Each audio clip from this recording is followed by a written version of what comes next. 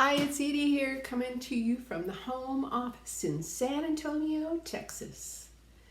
I help stressed out people own their lives through developing powerful self-care practices or habits.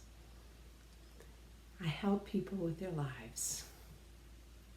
Today I want to talk about appreciation. You'll remember the 4 keys to developing a new habit. You got to remind yourself everywhere. You've got to make it fun. You've got to make it pleasurable. The third is you got to make it small and doable. Fewer than 5 minutes is the key. Make it so small you can't have an excuse. And the fourth is to celebrate, to keep track and to celebrate what you've done. And I want to talk about that part because celebration is appreciation. And there's a saying that what you appreciate appreciates. It grows. It becomes better than. One of the practices to develop this habit of appreciation is combined with a mindfulness practice of 5 minutes of silence a day. And what it is, it's a gratitude meditation. It's an appreciation meditation. It's focusing on what feels really good in life.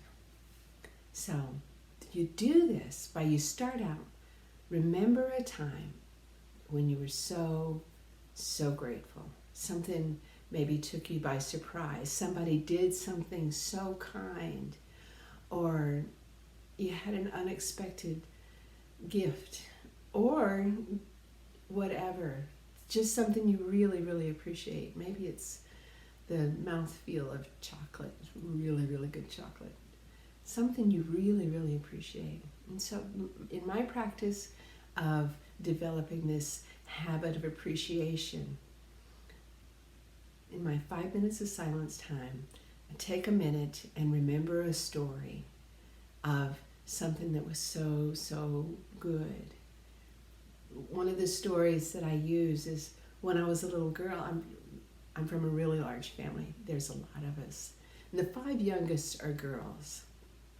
And I remember one Christmas, we had lots of rules around Christmas. You can't go in the living room where the tree is.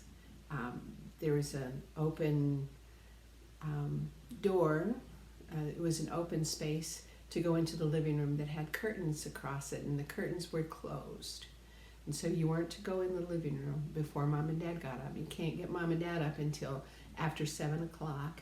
And you can't go in the living room till everybody's ready to go in the living room. We're not ready to go in the living room until after we eat breakfast and after the kitchen is clean. I mean, it was torture. It was the best kind of torture ever, but it was torture. And I remember that I didn't go in the living room. I didn't break the rules, but I did peek behind the curtain, which is, skating right next to the rules. I peeked behind the curtain and there were 3 bicycles under the tree. There's 5 girls. There's 3 bicycles, 5 girls. I have 3 younger sisters. There's 3 bicycles, 5 girls.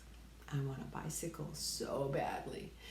Which girls are these bicycles for?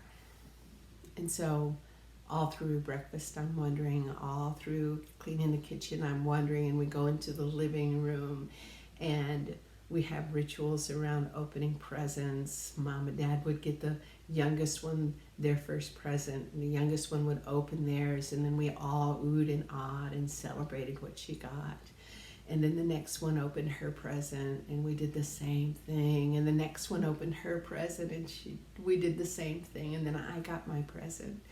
And it was a package, and we opened it. I don't remember what that one was. And we got our gift. And then so on, my older sister, my older brother, my next older sister. And so waiting, anticipating. Is this bicycle, one of these bicycles, going to be mine? I don't know yet.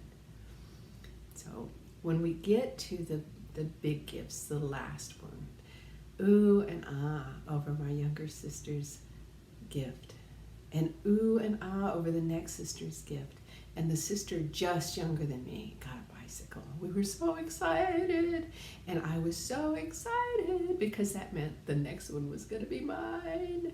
And I got a bicycle. It was so great. And my older sister got a bicycle, and I don't remember what anybody else got because it was all about me.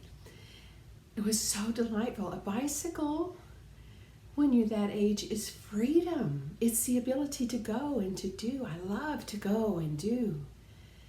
It was 70 degrees that day in Beaumont, Texas.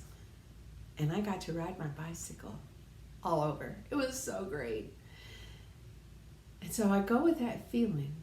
Pay attention to how it feels in your body to be so excited and so grateful and so overwhelmed with delight. It feels a certain way. For me, my lungs expand, my heart feels warmer, and there's just a shimmer of pleasure throughout my body, and it just feels so good. Stay with that feeling in your silent time for as long as you can, and when your mind drifts away, because it will, bring it back to that feeling. Be intentional about feeling that gratitude. Now, if we do this for 5 minutes a day, it shifts something in our brain. It helps us to recognize the joys in life, to show some appreciation, to just pay attention to the gift of life.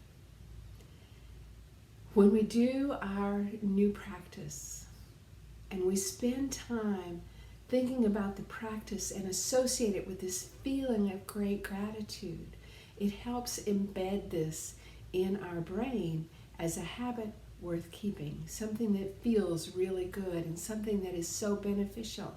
To be intentional about what feels good in our lives, about what brings us joy, and is also building us a brighter future. That is the power of habit.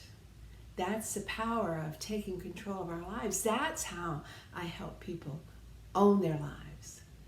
Now, I love to help people. So if you think that there might be something I can do with you, for you, give me a call or go to www.talktoedie.com and schedule a call with me. It's www.talktoedie.com.